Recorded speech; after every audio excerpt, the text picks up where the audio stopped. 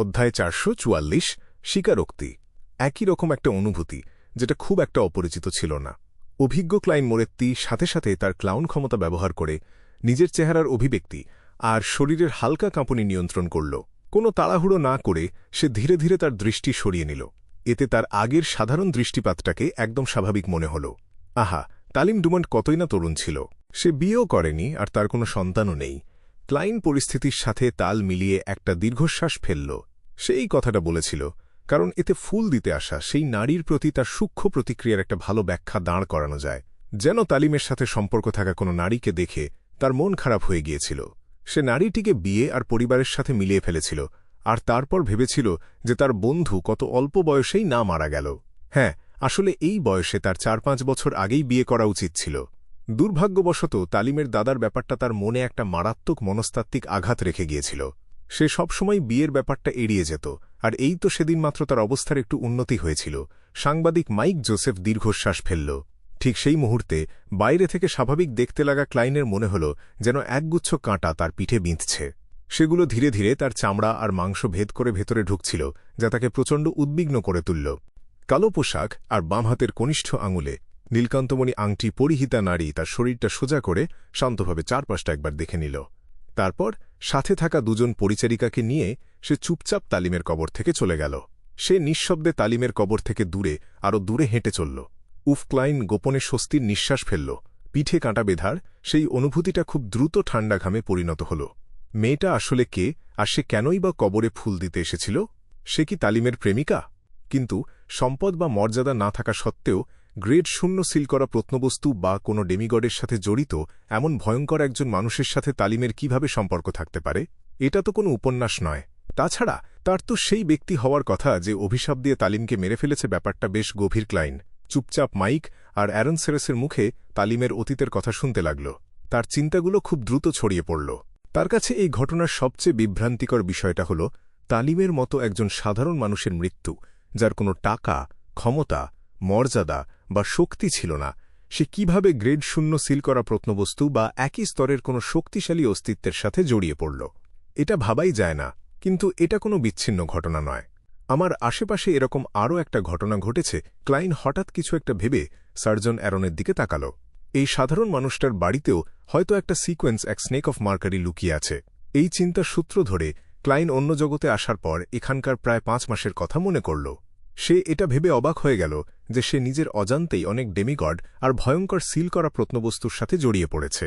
তালিমকে হত্যা করা সেই নারী, snake of mercury, Will Auceptin, blasphemer Amon, রাজকীয় জাদুঘরের সেই রহস্যময়ী নারী, একটি high sequence beyonder, road school of thought, সিল করা প্রত্নবস্তু 008, sealed artifact 1-42, Ince Zangwill, mutated sun sacred emblem, Antigonus পরিবারের নোটবুক, মিস্টার আজিকেগার্স, যাকে ডেথের বংশধর বলে সন্দেহ করা হয়, mister door, twilight, hermit order. প্রতিটা নাম ক্লাইনের মনের পর্দায় ভেসে উঠল, আর এর প্রতিটা নামই তাকে একটা ঠান্ডা শ্বাস নিতে বাধ্য করল। সে তার হৃদয়কে শান্ত করে সাবধানে ভাবল, এগুলোর মধ্যে ট্রু ক্রিয়েটর আর শাশ্বত প্রজ্বলিত সূর্য অন্তর্ভুক্ত নয়, যারা এদের সবার উপরে সত্যি বলতে আমাকেও তাদের কাতারেই ধরা যায়। যাই হোক, আমি একটা অন্ধকার ভবিষ্যদ্বাণী থেকে এসেছি, আর আমি অন্য জগতের একটা অদ্ভুত আত্মা, যে কিনা সেই অদ্ভুত ধূসর কুয়াশাটাকে নিয়ন্ত্রণ করে। এটা কি রোজেল গুস্তাভের পর আর একটা সময়ের চূড়া হতে পারে? তার মানে কি সব ডেমিগড আর ভয়ঙ্কর সিল করা প্রত্নবস্তুগুলো বাস্তব জীবনে ফিরে আসছে? ক্লাইনের মনে যখন এই চিন্তাগুলো ঘুরপাক খাচ্ছিল, তখন শোকার্ত সাংবাদিক মাইক আর সার্জন অ্যারন বিদায় নিল। তারপর সে ধীর পায়ে গোরস্থান থেকে বেরিয়ে এল।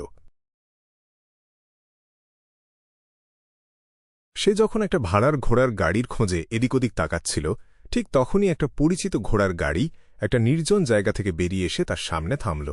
যদিও কালো ঘোড়ার গাড়িটার গায়ের প্রতীকটা খুব নিখুঁতভাবে লুকিয়ে রাখা হয়েছিল, তবুও ক্লাইন সেটাকে প্রিন্স অ্যাডেসাকের গাড়ি বলে চিনে ফেলল।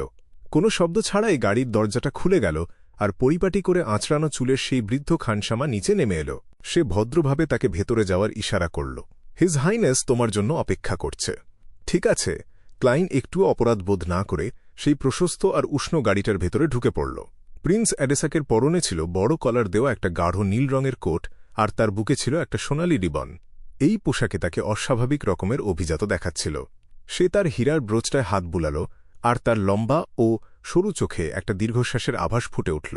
একজন বন্ধুর শেষকৃত্যে যোগ দেওয়ার ক্ষেত্রেও আমার অনেক সীমাবদ্ধতা আছে। আমি নিজে উপস্থিত থাকতে পারিনি, শুধু দূর থেকে দেখতে পেরেছি, আর আমার হয়ে ফুল দেওয়ার জন্য অন্য একজনকে পাঠিয়েছি। এটাই হল রাজপরিবারের স্বাধীনতার অভাব। তালিমের দাদা যদি তার আভিজাত্যের উপাধিটা না হারাত, তাহলে তোমাকে কিছুই এড়িয়ে চলতে হতো না। ক্লাইন প্রিন্স অ্যাডেসাকের ইশারা মেনে তার উল্টো দিকে বসল। অ্যাডেসাক এক কাপ রক্তলাল রঙের মদ হাতে নিয়ে বলল, আহা, আমি আসলে এমন একটা সুযোগ খুঁজছিলাম যাতে তালিমের বাবাকে তার আভিজাত্যের উপাধিটা ফিরে পেতে সাহায্য করতে পারি, কিন্তু দুর্ভাগ্যবশত সে এই বিষয়ে আর গভীরে না গিয়ে জিজ্ঞেস করল, শার্লক, তুমি কি প্যাকেজটা পেয়েছ? হ্যাঁ। ক্লাইন তাকে করা যে কোনো প্রশ্নের শুধু উত্তরটাই দিল, কোনো অতিরিক্ত বর্ণনা দিল না। অ্যাডেসাক হালকা মাথা নাড়ল। কোনো অগ্রগতি হল।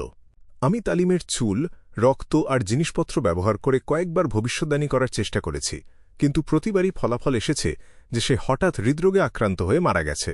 ক্লাইন তার আবেগহীন আর সাবলীল বর্ণনার মাধ্যমে বোঝাতে চাইল যে আমার সিকোয়েন্স খুব একটা উঁচু নয়, আমার ক্ষমতা সীমিত। যদিও আমি ভবিষ্যদ্বাণীতে দক্ষ, কিন্তু অন্য পক্ষটা আরও বেশি শক্তিশালী, এবং আমি নিশ্চিত যে আমি এই সত্যটা বের করতে পারব না। অ্যাডেসাককে হতাশ দেখালো। সে একটা দীর্ঘশ্বাস ফেলল। তুমি তদন্তটা চালিয়ে যাওয়ার জন্য কি পরিকল্পনা করেছ? মৃত্যুর কয়েকদিন আগে তালিম যাদের সংস্পর্শে এসেছিল আর যেসব জায়গায় গিয়েছিল সেখান থেকেই শুরু করব। ক্লাইন তার পরিকল্পনা অনুযায়ী উত্তর দিল। অ্যাডেসাক বৃদ্ধ খানসামার দিকে তাকাল।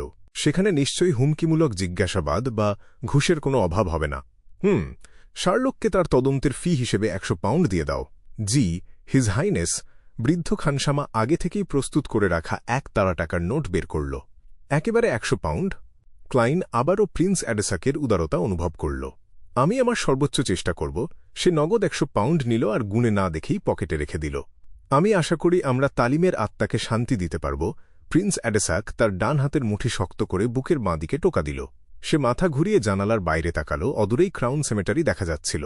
তালিমের প্রতি তার বন্ধুত্ব এখনও অটুট। বৃদ্ধ খানসামা ক্লাইনকে আর একটা গাড়ির দিকে নিয়ে যাওয়ার আগে সে একটা দীর্ঘশ্বাস ফেলল।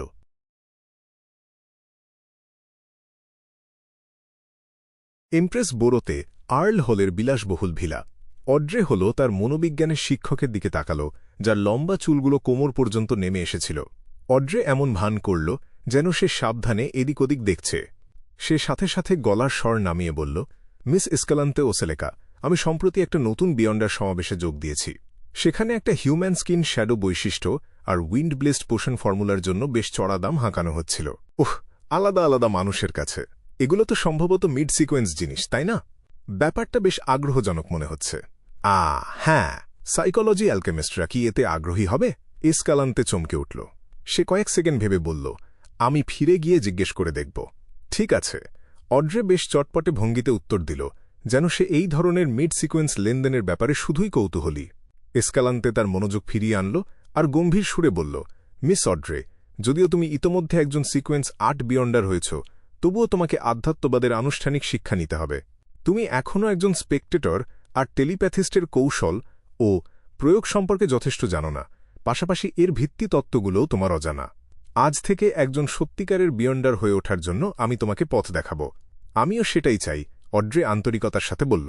তার পায়ের কাছে বসে থাকা বড়সড় গোল্ডেন রিট্রিভার কুকুরটা, সুসি, আনন্দে লেজ নাড়াতে লাগল, যেন সে তার মালকিনের জন্য খুব খুশি। আজ আর কোনো কাজ না করার সিদ্ধান্ত নিয়ে ক্লাইন ঘোড়ার গাড়িতে করে 15 মিন্স্ক স্ট্রিটে ফিরে এল। সে দরজাটা খুলল আর নিজের টুপিটা খুলতে যাবে, ঠিক এমন সময় থমকে দাঁড়াল। তার আধ্যাত্মিক অন্তর্দৃষ্টি তাকে বলছিল যে বসার ঘরে কোনো একজন অপরিচিত মানুষ প্রবেশ করেছে। কেউ একজন তার ঘরে ঢুকেছে। এটা সে তো নিজের পায়ের ছাপ লুকানোর চেষ্টাই করেনি। এটাকে কি একটা সতর্কবার্তা হিসেবে ধরা যায়? কোনো সতর্কবার্তা না পাওয়ার চেয়ে একটা সতর্কবার্তা পাওয়া ভালো। ক্লাইন অনেকক্ষণ ধরে চুপচাপ হলের ভেতর দাঁড়িয়ে রইল। সাথে সাথে সে ঘুরে দাঁড়াল আর একটা ভাড়ার ঘোড়ার গাড়িতে করে স্টিম ক্যাথেড্রালের উদ্দেশ্যে রওনা দিল। ক্যাথেড্রালটা চিমনি আর ক্লক টাওয়ারের ওপর মাথা উঁচু করে দাঁড়িয়েছিল। চিমনিগুলো স্টিমের শক্তির প্রতিনিধিত্ব করছিল, আর ক্লক টাওয়ারটা তার ঝুলন্ত জটিল ঘড়িগুলোর মাধ্যমে যন্ত্রপাতির সৌন্দর্য ফুটিয়ে তুলছিল। আজ সাপ্তাহিক ছুটির দিন ছিল না, আর এখন দুপুর বা সন্ধ্যাও নয়। তাই হলের ভেতর মাত্র কয়েকজন ভক্ত চুপচাপ প্রার্থনা করছিল। ক্লাইন হাঁটার রাস্তার পাশে বসে পড়ল, তার ছড়িটা হেলান দিয়ে রাখল, টুপিটা খুলল। তারপর সে স্যাক্রেড এমব্লেমের সামনে 10 মিনিট ধরে প্রার্থনা করার ভান করল। এরপর সে তার জিনিসপত্র তুলে নিয়ে আল্টারের দিকে এগিয়ে গেল। সে পাশে দাঁড়িয়ে থাকা স্টিম ক্যাথেড্রালের বিশপকে বলল, আমি একটা স্বীকারোক্তি করতে চাই। খুব ভালো, ঈশ্বর তোমাকে দেখছে। বিশপ, যার চেহারা ছিল দয়ালু আর কপালের দুই পাশের চুল ছিল ধূসর, সে তার পাশের স্বীকারোক্তি কক্ষের দিকে হেঁটে গেল। ক্লাইন তার পিছু পিছু গেল আর দরজাটা বন্ধ করে দিল। সে একটা চেয়ারে বসে পড়ল আর কাঠের বোর্ডের ভেতর দিয়ে বিশপকে বলল, আমি স্বীকার করছি যে বিপদের মুখোমুখি হওয়ার সময় আমি আমার নীতিগুলো মেনে চলিনি, আর আমি পিছিয়ে আসার সিদ্ধান্ত নিয়েছি। সেই সময় তুমি কি ভাবছিলে? বিশপ খুব শান্তভাবে জিজ্ঞেস করল। ক্লাইন সাথে সাথে তালিমের মৃত্যু, তার সন্দেহ, মেশিনারি হাইভ মাইন্ডের সতর্কবার্তা আর প্রিন্স অ্যাডেসাকের দেওয়া দায়িত্বের কথা বিস্তারিতভাবে খুলে বলল। ভবিষ্যদ্বাণী থেকে কোনো উত্তর না পাওয়ার পর সে রাজপরিবারের দ্বন্দ্বের সামনে নিজের আন্তরিক ভীরুতার কথা প্রকাশ করল। সে যে সরাসরি কার্লসনের কাছে যায়নি তার কারণ হল সে ভয় পাচ্ছিল যে শুধু তাকেই নজরদারিতে রাখা হচ্ছে না, বরং প্রিন্স অ্যাডেসাকের লোকেরাও আড়াল থেকে তার ওপর নজর রাখছে। একবার তার উদ্দেশ্য পরিষ্কার হয়ে গেলে সে নিশ্চিত ছিল না যে তাকে আবারও কোনো বিপদের সম্মুখীন হতে হবে কিনা।